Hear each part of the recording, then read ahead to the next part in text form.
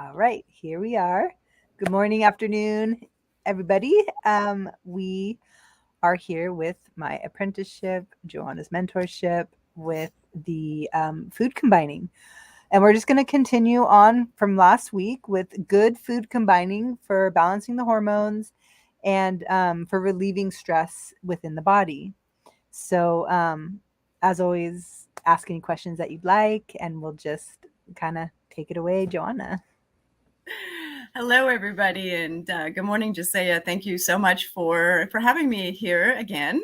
And it's always my pleasure to be able to drop in and share nuggets of information that, not only are supporting you and building your knowledge base, but to be able to support everybody else who's listening as well, too, so that we can all grow and expand in our knowledge base, because it's really this information is power, really, and knowledge is power.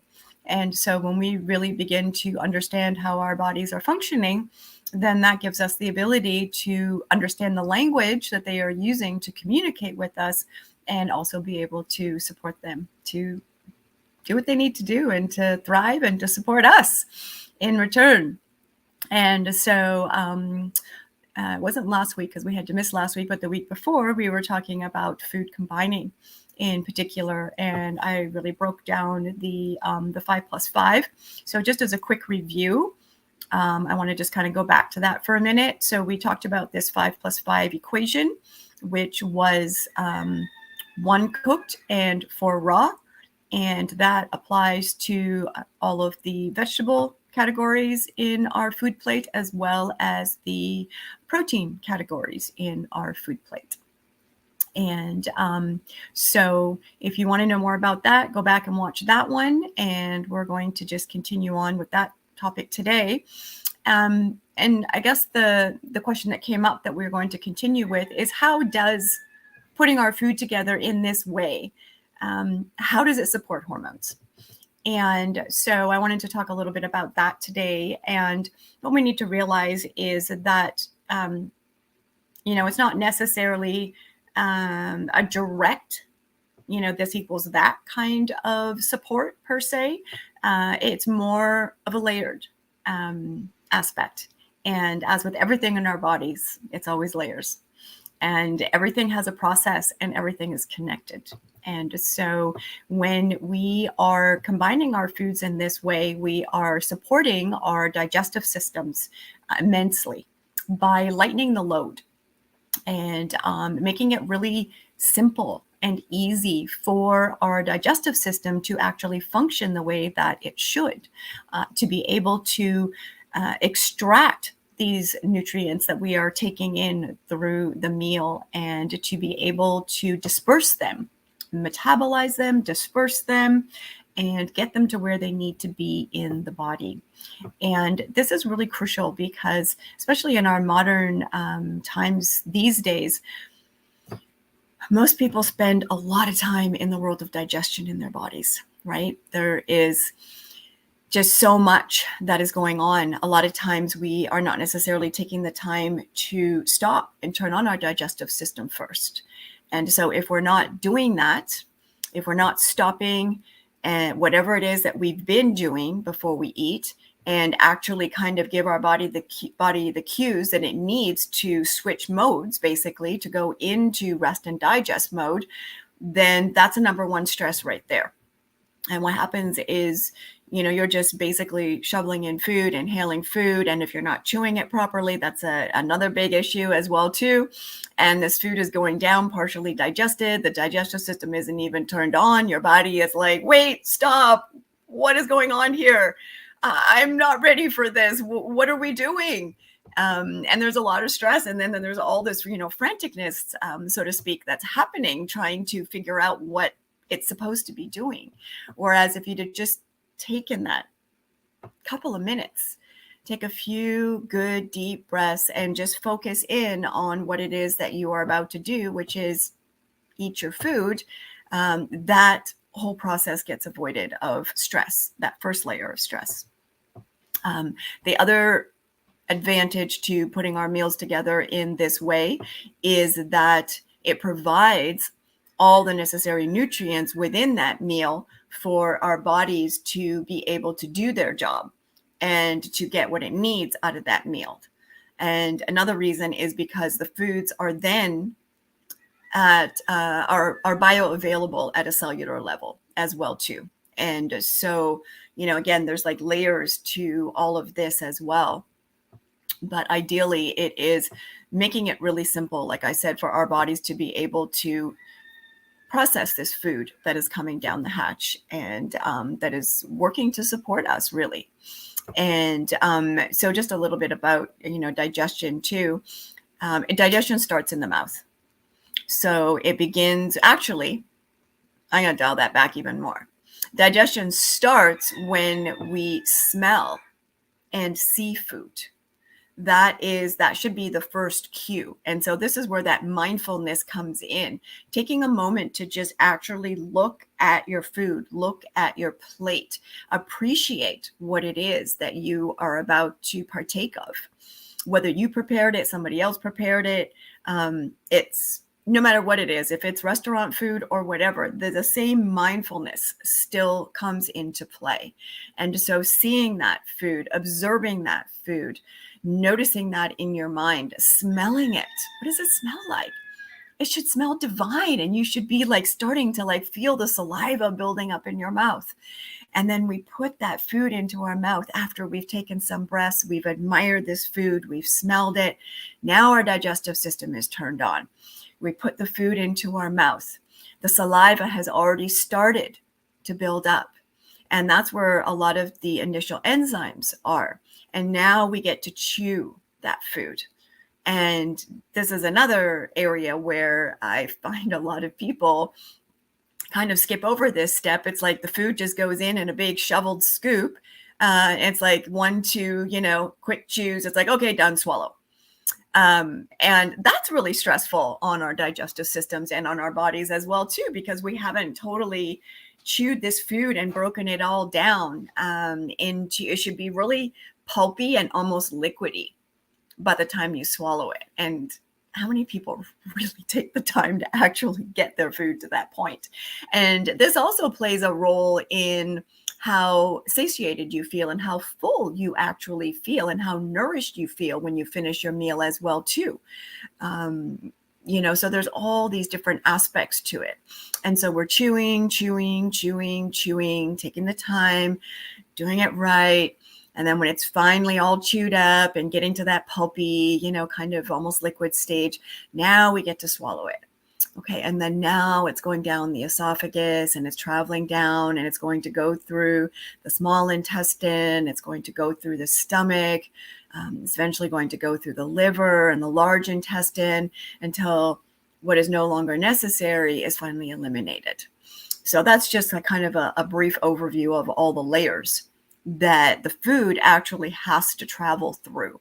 And so when we combine our meals in this way, we create a very easy process for our bodies to be able to go through all of those layers and go through all of the systems that it needs to, and also to be able to extract what we need and disperse it and get it to the areas of our body where it is needed and will support us to be able to function at that really high frequency and at that really high vibration, not just at a surface level, but at a really deep cellular level.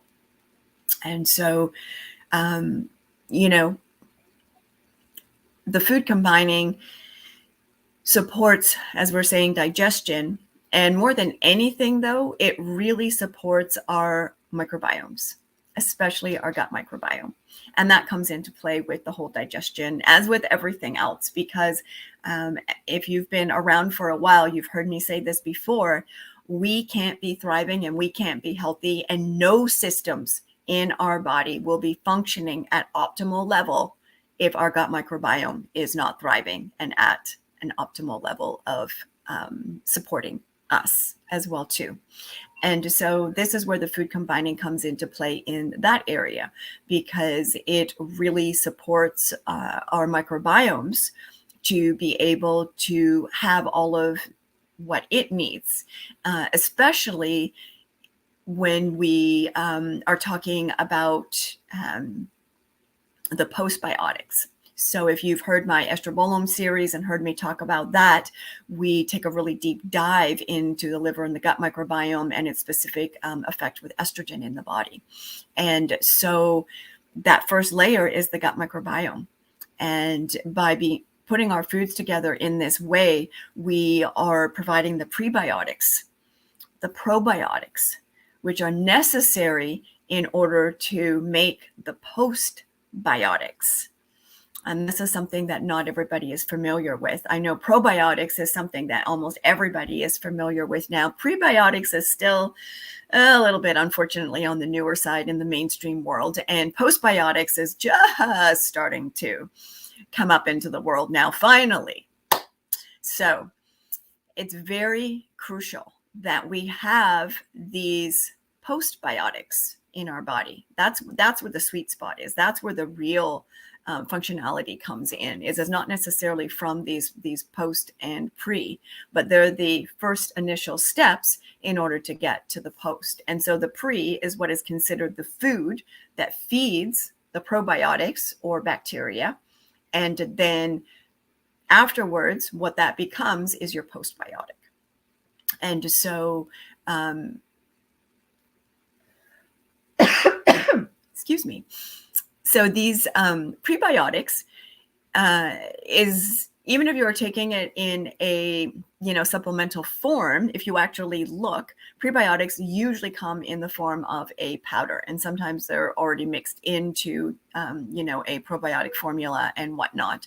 My preference is is when they're separate, and then that way they function a lot better that way. And so the beautiful thing is too, though, we can actually take in a lot of the prebiotics through our food. And that's where fresh herbs come into play. If you go back and look at my Instagram stories from today, anybody who's watching this, you will see I posted up my pre-prep salad that I make up a big batch of every few days. And it is full of fresh herbs, especially right now. My garden is just exploding. And so there's fresh parsley in there. There was fresh thyme, chives, chive flowers, sage leaf, sage flowers, mint, dill, just all chopped up into the rest of this salad. And besides tasting amazing, it's actually a way to kind of really take in this medicine through our food and to provide these prebiotics for our bodies to be able to do their job as well too. And so this whole functionality within the gut microbiome is the foundation of our health, which is why I focus on it so much. Our personal ecosystem has to be at its sweet spot and really supporting everything else in our bodies in order to be able to benefit from it the most, really. And so by food combining, something as simple as that, we are actually taking our level of support to a really high level. And also too, I've mentioned frequency, and the food that we take in all has frequency. You are only as alive as the life that's in your food, and that life is frequency. So how much frequency and how high is that frequency and how vibrant is it in the food that you're taking in? Because that's going to equate to how alive you are and how good you feel and how well you function. And so these ecosystems, our personal ecosystems, our microbiomes, are the baseline of everything. And that's why it's so important that we start there and focus there. If we are experiencing love notes or love letters, and these are symptoms or health challenges that I've renamed because it's our body's way of communicating with us. It's not a time to go into a panic and go into a fear mode. When we are experiencing these messages, it's time to stop, be still, tap in and ask, what are you trying to tell me? What am I missing? What do you need? How can I support you? because that's really what you are being asked in that moment. And unfortunately, in our modern times these days, there's just this huge disconnect. We become so disassociated with this communication that our bodies are using to be able to communicate and to work with us. Our bodies pretty much know what to do on their own, but it functions and works a whole lot better when we actually participate in that process. And this is a very key way that we can begin to participate in that process. And sometimes in the beginning, you don't understand that language. Like I said, that we've been so disassociated and so disconnected from this communication that, and we've been taught to fear this communication. And, oh, something needs to be fixed. I'm broken. It's gone horribly wrong. Where's that med? Where's that drug? Where's that something that's supposed to, fix all of this?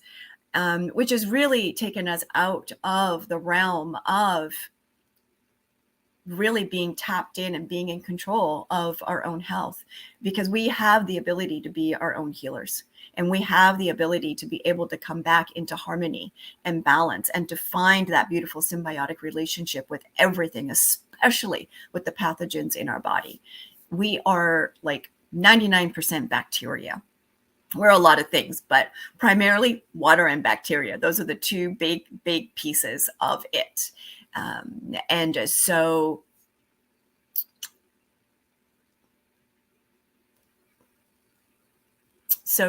being able to, I just totally lost my thought. I'm going to try and, no, I can't even tie that into something. I do apologize for that.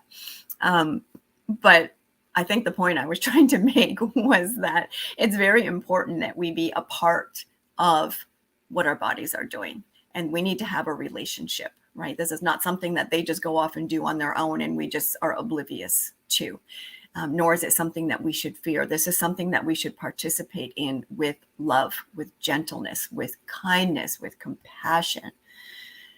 Get rid of the guilt, get rid of the fear, get rid of the judgment, because those are negative emotions that actually can be stored as toxins in our body as well too. And so when I talk about the liver, the liver is what filters a lot of these toxins in our body. And that's not just necessarily on a, chemical, physical level. It's also on a mental and emotional level too, because a lot of these thoughts and these belief systems and these stories that we have and that we tell ourselves get stored in our bodies as a toxic load if they're not supporting us to thrive. And if we're holding on to some of these traumas and some of these things that have been either passed down through our lineage, through our ancestors, or we've picked up in our lifetime, this is all getting stored in the body as toxins, and our liver has to deal with that. And so that's putting an extra stress and an extra load on our liver. And all of not only the nutrients and everything else that's going on in our bodies has to be filtered through the liver, but now we're talking about all of these emotions having to be filtered through the liver.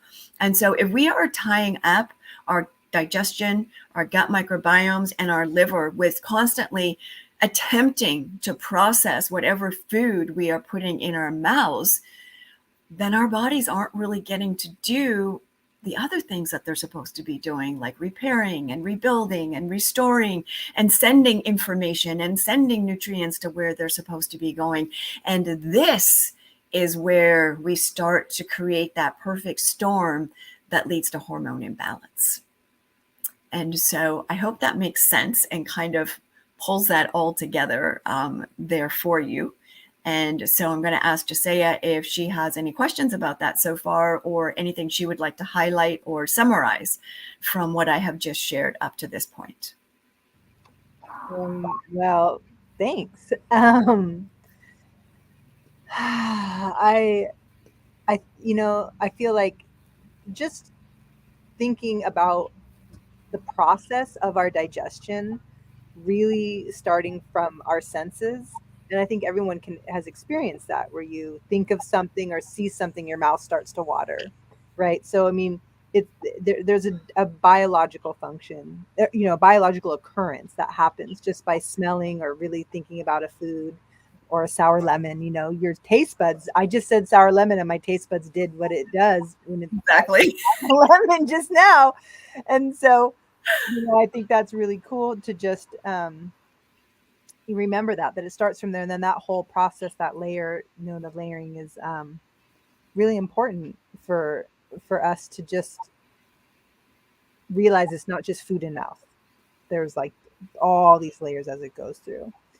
Um, and I say one question that I have just about like the liver. So obviously, as you've talked about, and we've talked about the liver, it filters emotions, hormones, chemicals.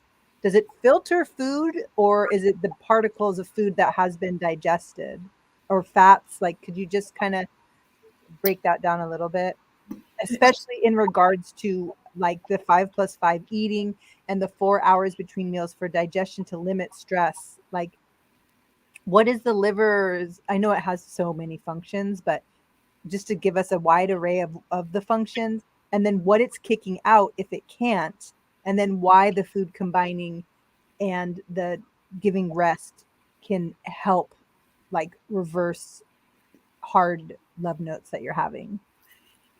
Okay, that actually would be like an hour-long discussion. So I'm going to just try and give like a really brief and very simple synopsis of that. Right. So by the time the food hits the liver, it's primarily the digestion, and where the food really gets broken down is in the stomach. Right. So this is why the enzymes are so important, right? That we start off in the mouth and with the chewing and everything else. And then as it travels down here, there are different enzymes and different acids and different things that are happening in order to help break down those foods. And they're responding to the types of food that we are eating, because there's different reactions and different responses for the different types of food as well too.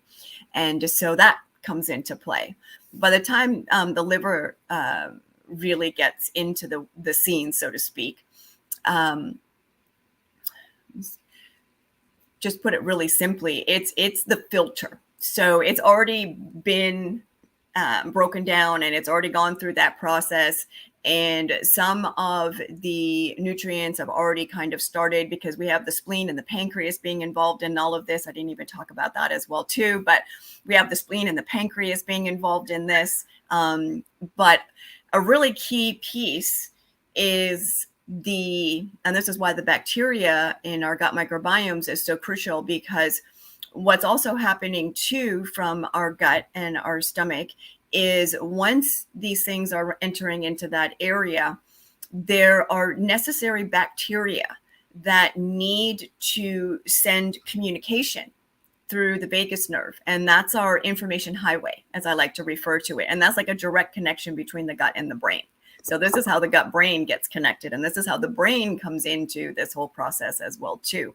So there is this information, so to speak, that is traveling on these bacteria, as well as on other things as well too. And this is why it's very important to have the specific nutrients and provide them in the meal, so it makes it really easy for our bodies to be able to travel back and forth this information, so to speak.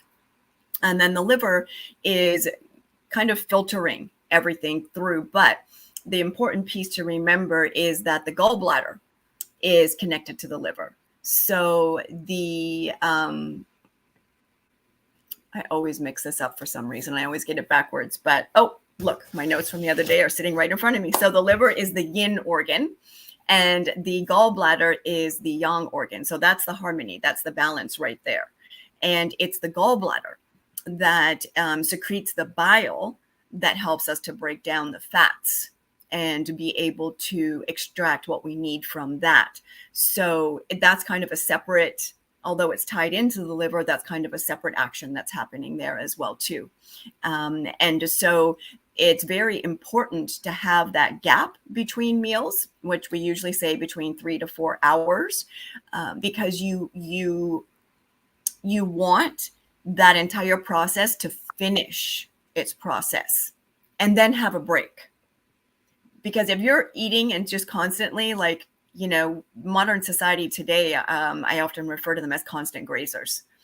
You might as well be a cow out in the field, or, you know, one of my sheep out in the field here. You're just constantly putting food, you know, in your mouth and just shoveling it in. And so the body never gets to stop that process. It never gets to take a break. It never gets to really fully complete any of those processes because it's being interrupted and having to start over again. And so it's basically a constant stress on our digestive system. And this is where we begin to not necessarily, we begin to have undigested food particles. We can feel that real like brain fog after eating, and that heaviness and that tiredness because our body is just exhausted. It's just like, oh my God, I've been trying to digest food for 8 hours. Like, when is this going to stop? And when am I going to get to do my actual job for the rest of you? Like, hello? So that's a very simplified version of it. Like I said, this is all part of a bigger, deeper discussion, but I hope that just gives a little brief overview and, you know, paints a picture of a way that we can remember how our bodies are really working and how they're wanting us to support them so that they can work for us, you know. And when we're constantly grazing like that and constantly, we're really working against our bodies and the way that they were made to function. And that's never a good thing. I mean, we can do it once in a while and it's not going to kill you, right? It's not the end of the world, but it's those things that we do day in, day out constantly that really have the huge impact. And that goes both ways, right? And so it's not just when we're looking at necessarily the bad habits, so to speak, but also, you know, things that are good for us and that support us as well too. We need everything to be in moderation and to be in balance in order to be able to be supportive. Anything in an extreme, no matter what it is going to throw that harmony and that balance out of whack. And so, you know, if you've been following me for a while or even just for a very short period of time, I'm always repeating the same things, which is to really just take the time and allow your body to be able to settle into the functions that it's supposed to be doing and notice. And it's, again, that we like to use the 80-20 rule. That's a pretty popular one. And so it's what you do 80% of the time that is really going to make the difference in how you live. And then that 20% of the time, if you have a good foundation in the 80% of the time, is going to support you for those times when you are not necessarily able. You might be in a situation or it's a special occasion or whatever, but it's not going to have that same stress on the body if you only do it occasionally as opposed to doing it all the time. So that's the key difference right there. Does that make sense? Did that answer the question? Yeah, definitely. So I have one other question, and then we're real close to our 30-minute mark, let alone past our 20-minute one. So, but I just wanted to ask a question, and I was just trying to remember like my own experience through feeling like I can't get enough protein, or that my body's not getting the nourishment that it needs. And I know, of course, that we're all so unique. And even though we, of course, have, you know, these same systems, right? Like our experiences, emotions, and what's inside drastically changes our needs, right? So I know that when I felt like I just needed more protein and I needed to eat more, I was going to pass out. My recollection was that you told me to, you know, just try to, that I wasn't going to die. I had enough food in my body that I was going to be okay. And to still try to have that 4 hour rest between meals, and to combine the meals the best that I could, you know, in the 5+5 way. And when I felt like I was hungry or I needed something, to just like sit and listen into myself, maybe have like some water or tea, and that some other stuff would come. And so I just wanted to touch base about that. And particularly aren't there certain people that have slight hypoglycemia that maybe should be grazing throughout the day? Or aren't there certain people that if eating really grounds their headspace, that that's what they should do? Or do you think that process is still, I know it's case by case, but Yeah, so it's really hard to specifically give a definite answer on that. And again, like hypoglycemia is a symptom that your body is out of balance. And so, yes, there is a entirely different way of working with that initially, but no matter where our bodies are, they need a break from digestion. right. So, and I remember with you in the beginning, we were aiming for 3 hours, Okay. not the 4 hours. We had shortened the window. We were Right. aiming for that 3 hour mark. And the reason, based on your unique circumstances and situations, it wasn't like I wasn't putting you in jeopardy by saying you're not going to die, don't eat, like, do this. I just want to emphasize that. There was a whole lot of background information and other things going on there, everybody. So just put that out there. But what we were working on was, and this is what happens a lot of the times too, is we don't understand what true hunger is anymore as a race and as humans. We have become just so far removed from that. And we get all caught up in a lot of the emotional stuff. And a lot of that translates into food. There's so much emotion attached to food. And in my experience personally, as well as over 30 years of working with people, 50% of the time, it is not real hunger, if not a higher percentage. I'd even be willing to lean towards 80% of the time. It's not real hunger that we are experiencing. We've just trained ourselves to believe that it's hunger, but there's actually an emotional aspect, and there's something going on an emotional level in the body that subconsciously we have just, okay, we've connected that to food. Food will make it feel better so I don't have to deal with this. And so, and also just checking in, thirst promotes itself as a feeling of hunger a lot of the times. And the majority of humans are dehydrated as well too. So that's what we were really looking at and bringing that into play. And that's why I had you stopping, take a moment, check in. Am I thirsty? Let's drink some water, see how I feel in 20 minutes. If you're still hungry, and we've already worked through the emotional layer, then okay, go ahead and eat. Right. So that pause. Yeah. And so after the water, check that, the hydration. And then after that, it's really important to ask, what am I feeling potentially that I don't want to feel? What is my body asking me or presenting for me to take a look at? And sometimes it might not be the right time to dive into that even per se, but to be able to acknowledge that your body is asking you to look at something and say, hey, I hear you. I feel you. I don't have the space right now to really dive into this with you. And I make a commitment that I will do so at this set time, and we will circle back to this. And it's amazing, just that acknowledgement, remember, and that conversation, what a huge shift that can make. Yeah. Now, we've gone through all of these layers. And again, this is not somebody who has extreme sugar imbalances or other medical conditions. I have to preface that. Then after we've gone through these layers, now we can look at it. And usually I like to give at least 30 minutes to 40 minutes. And if we've worked through all of that, had the water, gotten to that point, and it's like, no, I still feel hunger. Then it's like, okay, then that potentially is real hunger showing up in your body. And that's what real hunger feels like.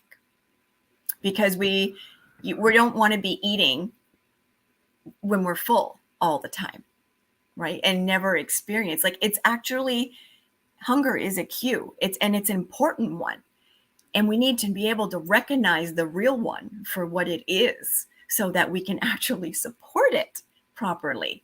And that's part of functioning at a really vibrant level. And that's also where this whole being nourished and nurtured on a cellular level comes into play as well too. Because as we are seeing, and as we're always talking, you know, food is not our only nourishment. Our emotions and our thoughts are nourishment as well too. And so we always have to have the balance between all of these in order to be able to experience that vitality and that optimal functioning and health.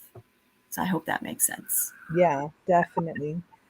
Definitely. Well, as always, there's so much more, but we'll just have to wait till next week.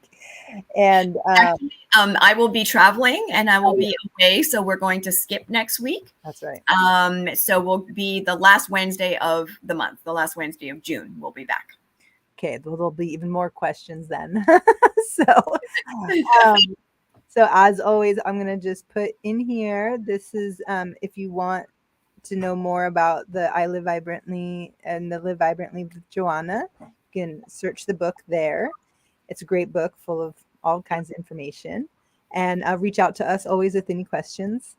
And my questions keep growing, but that's the process. You know, I just find the body is so amazing, and you know, we have found ways to label it and to see what it is, and there's, I'm sure, just so much more undiscovered, you know, unlabeled aspects, you know, but it does feel like the more and more that we just kind of understand who we're feeding, what it reacts to with regards of thought, frequency, amino acids, who's breaking it down, who's thriving, you know, what battles are happening inside, all that stuff that we can participate, you know, Right. that it's not just a free for all.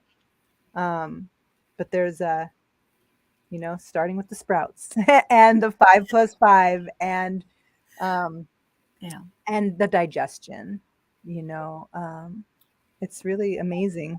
It's alchemic, really. And Yeah. it's so many things. So I'm so grateful to you as always. Thank you. And again, anyone who has questions, reach out to any of us. And like Joanna said last week, any questions you have, we can just bring into the conversation because that's the whole point. So, Absolutely.